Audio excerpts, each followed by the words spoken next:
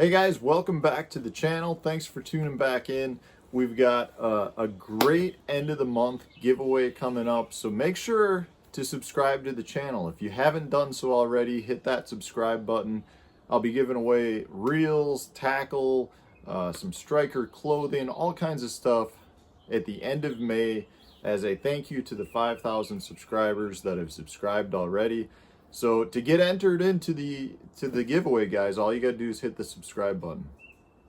So today's tip, I want to give away a little secret of mine, and I really don't know why that this has not caught on more, but most of you know I love throwing spinnerbaits. You know, when I was younger, the spinnerbait was like my go-to bait. That's all I threw as a little kid.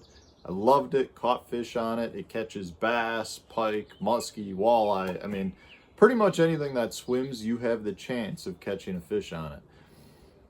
For whatever reason, I got away from throwing a spinnerbait for a while. And then like the chatterbait came out, and that kind of really took over. The swim jig is definitely one of my go-tos when it comes to kind of casting and retrieving around cover. And I mean, honestly, guys, there was probably, man, like a 3 or 4 year period, I don't know that I ever had a spinnerbait tied on. Well, it's gotten back into my rotation. It is definitely one of my go-to baits right now.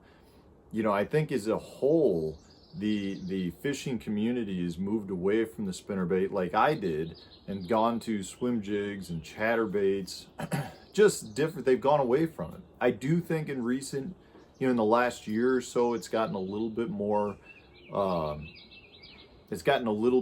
into that, you know, the use of the general public as well as tournament anglers, but it's still really underutilized. So, you know, with respect to spinnerbaits, the thing with spinnerbaits is the majority of people are gonna throw something that is somewhat shad colored. You know, a white and chartreuse spinnerbait, gold, silver blades, lots of flash. That works great. It works, you know, around shad spawn right now, absolutely. That's like the best thing. But one thing that I do that a lot of people don't do is throw colored blades. Now, you know, I think a lot of people would say something like this War Eagle that's got chartreuse blades has a lot of use for smallmouth. It has a lot of use for, you know, in clear water, Great Lakes types fishing. You do see in muddy water, people down south will throw, you know, white blades, chartreuse blades, just make it a little bit more visible. But other than these painted blades, white or chartreuse, you really don't see people using it much. I'll tell you guys, you're missing out if you're not throwing different colored blades. And I know in muddy water, you'll see a little orange blade attached, but I'm talking about going with something, you know, that's like purple or black or blue or green pumpkin. You know, they're almost impossible to find. You will not see colored blades really like that. You can buy some specialty blades, but there's an easy way to go about doing it. I bought, these are just Sharpies, but they've got the brush tip, so it's almost like a paintbrush, and it makes it much easier to color in those blades.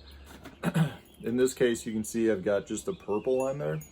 Now this still is a simple white spinnerbait. This is again just another War Eagle spinnerbait. I don't know the color name. It's one of my favorites, especially down south in Florida. But when I go to Florida, I'll color the blades quite often like that purple or a blue.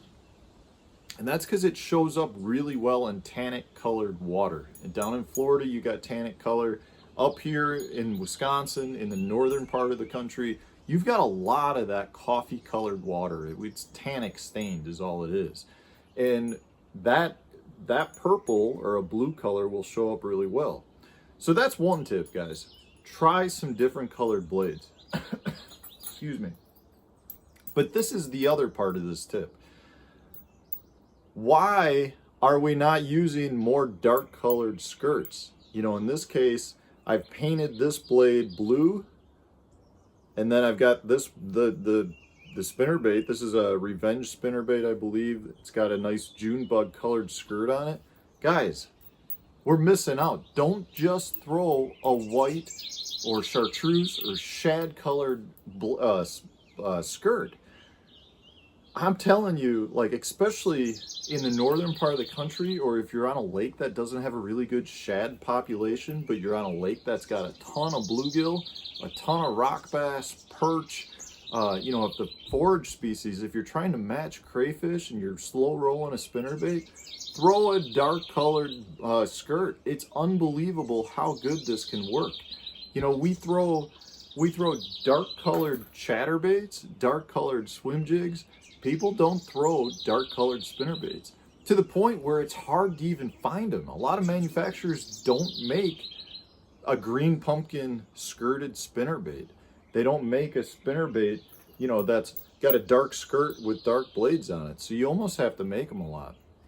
And it's really easy to do, guys. Like I said, you can buy those, you buy some Sharpies, get some nail polish, put it on the blades. You can color the head and you can swap out the skirt really quick. You can take a skirt off your swim jig, throw it on your spinnerbait. It's just one of those things that it's something different. People are not throwing dark colored spinnerbaits. I mean, yes, there are some of you out there that have been doing it, but the majority of people throwing spinnerbaits are missing out by not throwing dark colored skirted and bladed spinnerbaits.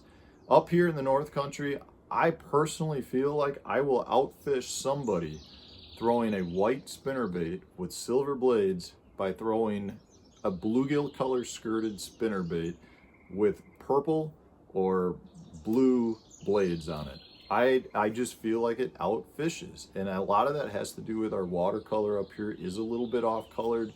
It's that tannic color, and I think that shows up better. But more than anything, I think it has to do with the forage species. The fish up here are feeding on perch. They're feeding on bluegill. They are just not feeding on shad because there's no shad.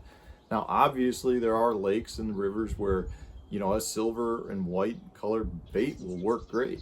And in certain watercolors, that works great.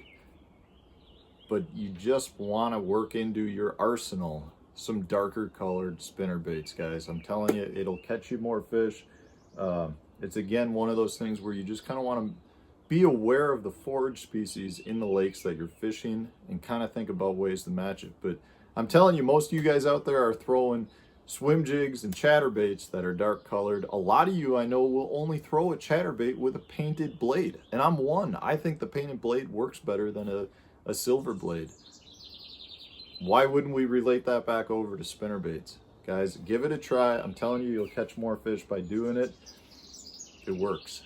So thanks for watching. If you enjoyed the video, hit the like button, share it on your social media pages, subscribe to the channel if you haven't done so already, guys. And if you want to support the channel, go into the description. I've got links for a few. I think some of these baits are at the Real Shot. I haven't even looked yet, but there'll be a link in the description to save 10% off your order. And give it a try, guys. That's all I can say. Thanks for watching.